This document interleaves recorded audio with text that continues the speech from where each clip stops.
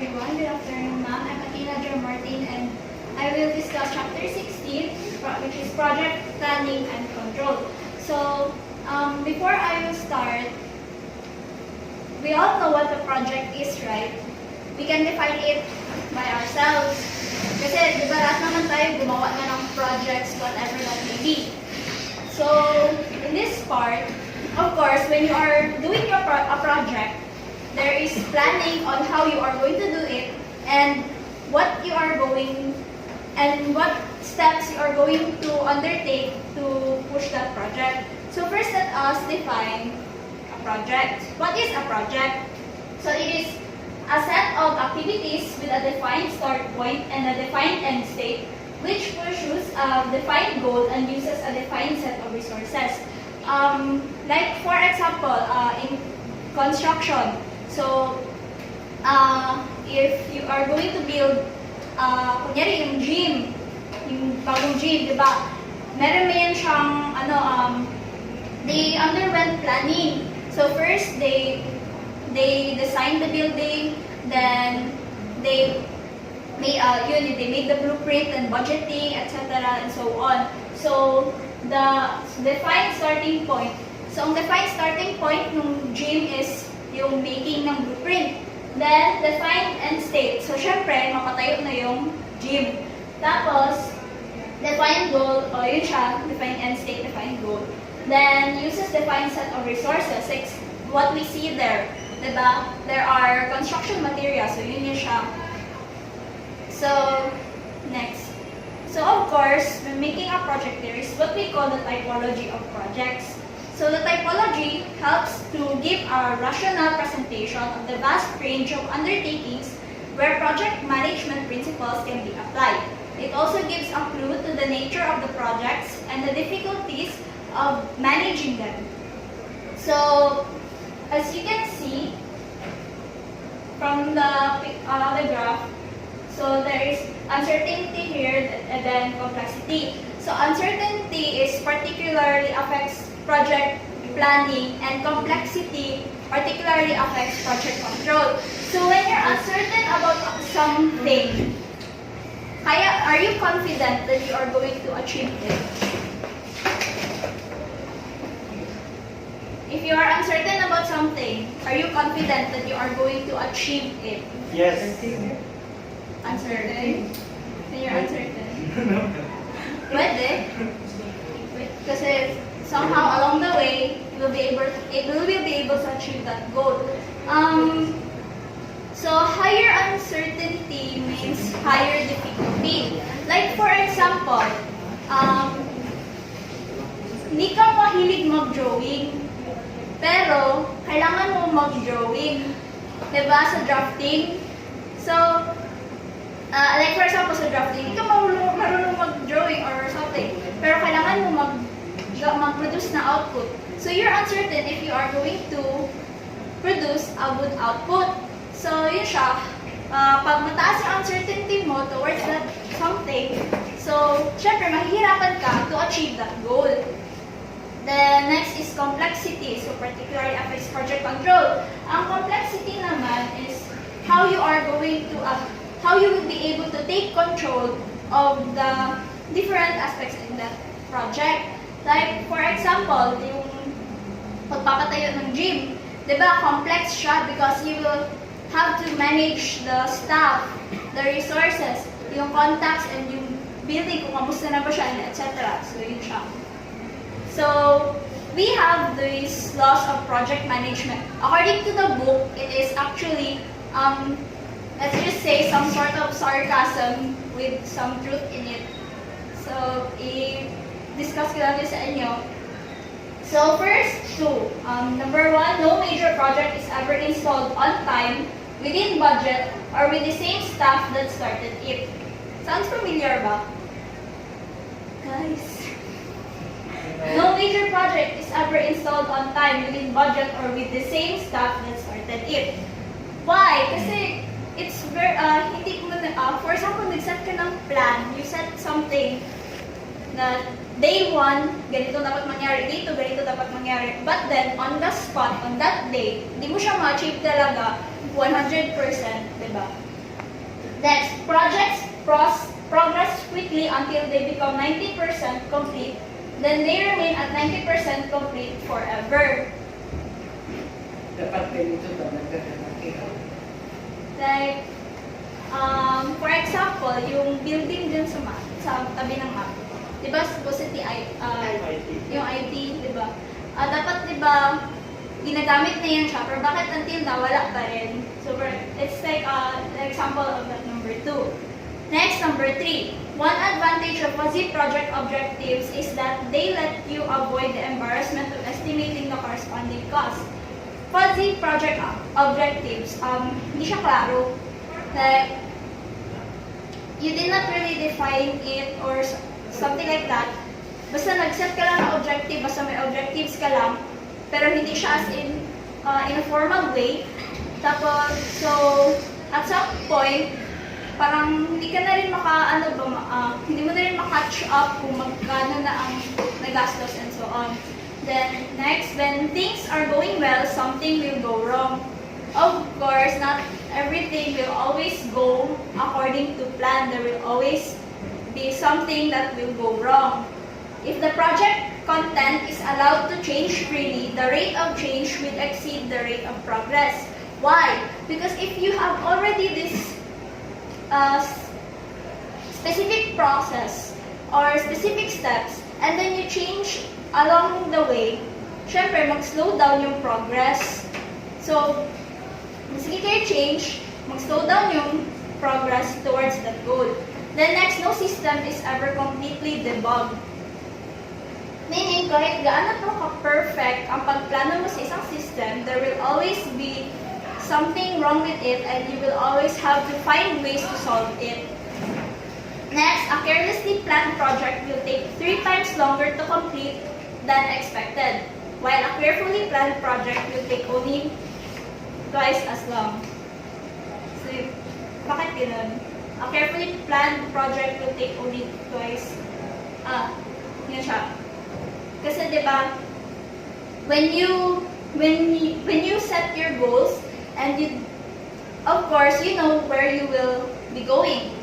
Unlike when you just go with the flow, you don't know where you're going or which way to take a turn, what to do, and so on.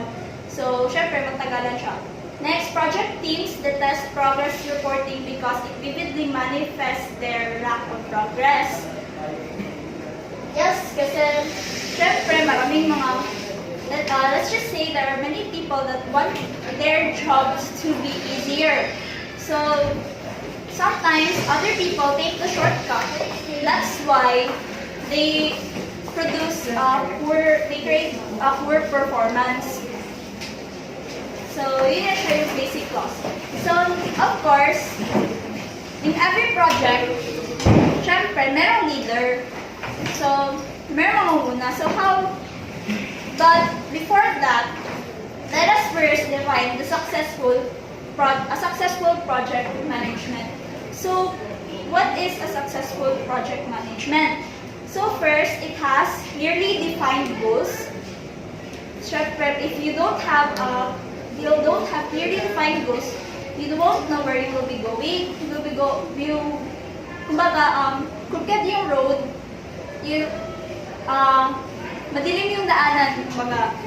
Then next is competent project manager. Of course, if incompetent yung nangunguna sa inyo, syempre, parang poor din yung output. Next, top management support. Here, dapat talaga may cooperation within the group. Next is competent project team members. Yan, dapat may cooperation. Sufficient resource allocation. If you don't plan out your resources carefully, eventually, mauubos siya without reaching the goal.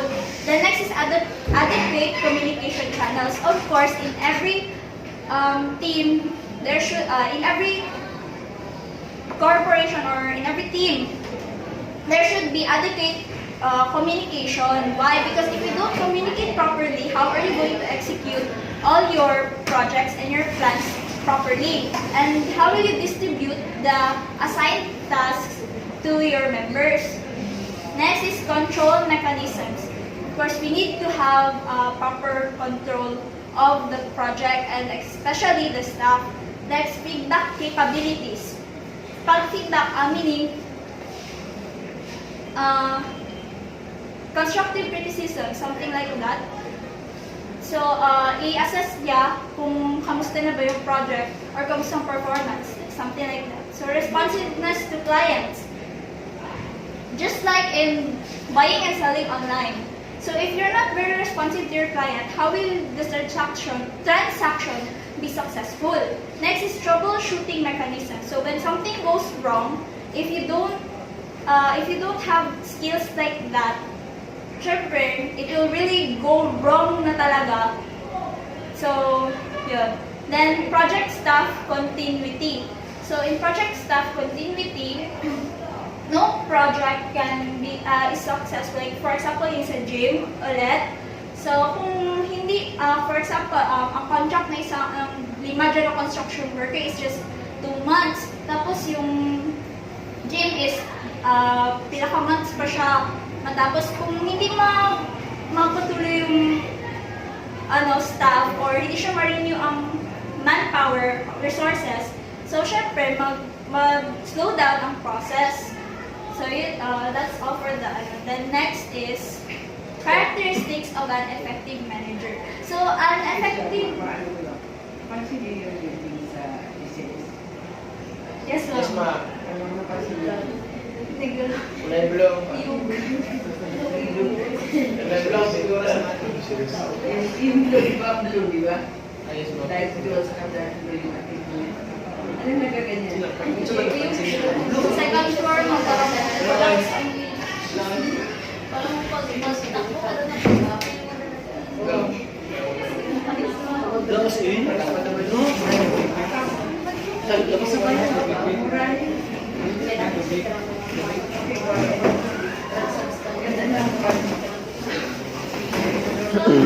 Characteristics of an effective manager.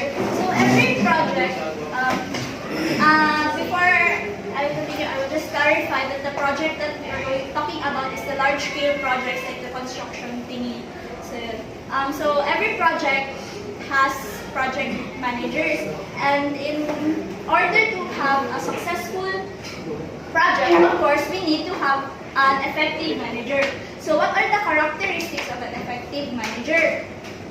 So first, leadership and strategic expertise. Obviously, because in order to maintain an understanding of the overall project and its environment, while at the same time working on the detail of the project.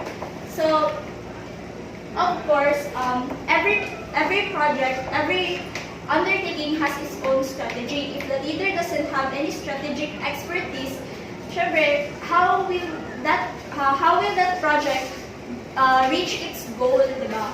So next, technical expertise.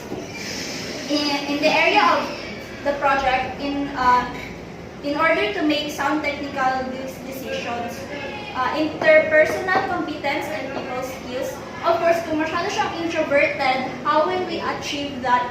Yung sinasabi kanina na dapat may adequate communication, how will they be able to